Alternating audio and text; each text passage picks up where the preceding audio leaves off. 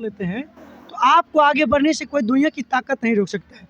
देखिए, साधारण सी बात है कि शरीर जब हम जिंदा है तो हमको स्वास्थ्य अच्छा रहना चाहिए, स्वास्थ्य शिक्षा भी चाहिए और तब भोजन भी चाहिए। ये तीनों चीज़ पे हमारा शरीर चलता है। ठीक उसी तरह से बाबा साहब ने कहा पहले तुम शिक्षित बनो, शिक्षा ही। और बाबा साहब ने कहा शिक्षा वह शेरनी का दूध है, जो पिएगा वो दहाड़ेगा।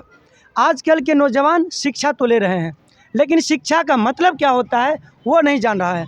किसी ने कहा कि शिक्षा का मतलब जब तक नौकरी पाना होगा, बाबा साहब का कथन है कि शिक्षा का मतलब जब तक नौकरी पाना होगा, इस देश में राजा नहीं दलाल पैदा होगा, नौकर पैदा होगा। इसीलिए हम अपने बच्चों, यहाँ पे हमारे साथ बच्चे भी हैं, हम बच्चों को कहते हैं आप अगर शिक्षित हो रहे हैं तो शिक्षा का इतना शिक्षा लीजिए कि आप किसी को पढ़ा सके, इस तरह से पढ़िए। पढ़ने का मतलब ये नहीं कि हम नौकरी कर लेंगे, पढ़ लिख के ऐसा पढ़े कि हम अपने समाज को आगे कैसे बढ़ाएं, उसके बारे में भी हमारी जिम्मेदारी है उनको कैसे सुझाएं। क्योंकि हमारे पिता एक मजदूर हैं, हम एक मजदूर का बेटा है।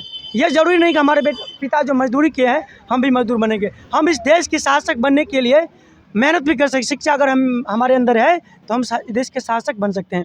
दूसरी बात बाबा साहब ने कहा संगठित हो, शिक्षा पा लिए आप ताकतवर हो गए। आप तब तक ताकतवर नहीं हो तो शिक्षा पाने के साथ आपको संगठित होना पड़ेगा। जैसे आप पढ़ लिए, आप अपने पड़ोसिया को पढ़ाइए और पड़ोसियों में जा कर के एक दूसरे को बताइए कि आपका दिनचर्या कैसा है, आपके आगे बढ़ाने का क्या है। इस तरह से संगठित होना है। उसके बाद संघर्ष करो।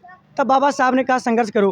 पढ़ लिख लिए लेकिन फिर भी तुम्हारे ऊपर अत्याचार होता है, तुम आँख मूंद के बर्दाश्त करते हो, तो जुल्म करने वाले से ज़्यादा जुल्मी वो होता है जो जुल्म को बर्दाश्त करता है। इसीलिए बाबा साहब का 3 मंत्र है, शिक्षित बनो, संगठित हो और संघर्ष करो। जय जय जय जय जय भीम, जय जय जय जय जय भीम। बाबा साहब अमर रहे।